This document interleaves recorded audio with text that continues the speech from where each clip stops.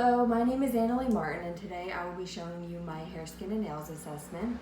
So of course, first we would want to wash our hands, and we would want to identify the patient and just ask them for their name and date of birth, and check their bracelet to make sure that that does add up. So first we will want to ask that, we will just want to observe and just, take note of their color.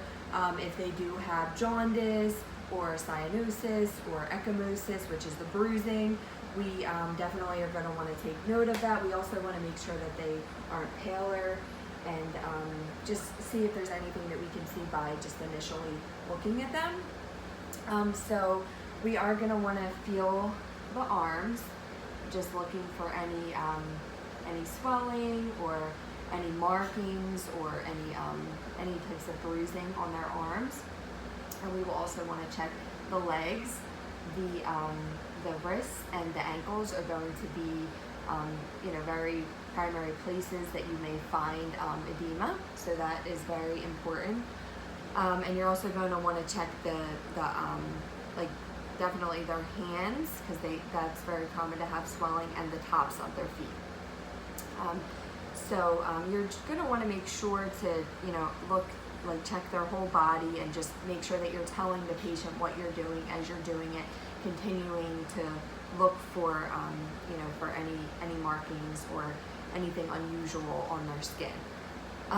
You will also want to note odor if they do have any open wounds, and of course if you do see any open wounds, you're going to want to make sure to put on gloves right away. You're also going to want to look for lesions, insect bites, and you're going to want to make sure to note that in your documentation, just like the size, shape, and any defining characteristics of what you find.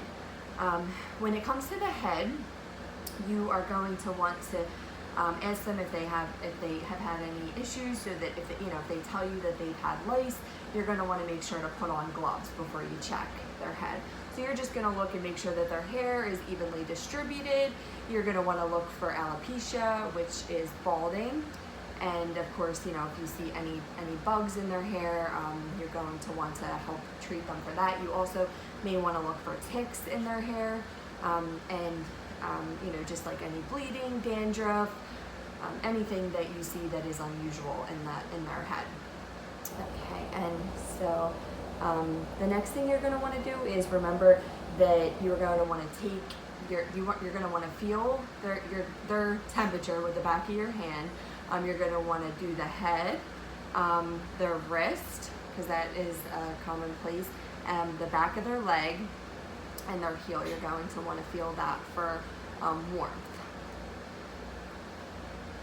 And then the other thing you're going to want to do is make sure to check their hands for the capillary refill. So to do that, you will just press in their nails, and you want it to go from white to red, back to red within 3 seconds.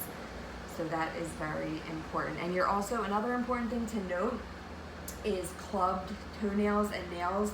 That can be a sign of cardiac and lung disease. So you are going to want to make sure that if you see that you do make a note of that. You are also going to want to pinch the skin to see if they have turgor, which is when the skin will tend. So that is something very important also. So, also if you do see any tattoos, you will definitely want to make a note of that. If they have any piercings, it would be important to also have that in their medical history as well. And I think that would be about it for your hair, skin, and nails assessment. Thank you.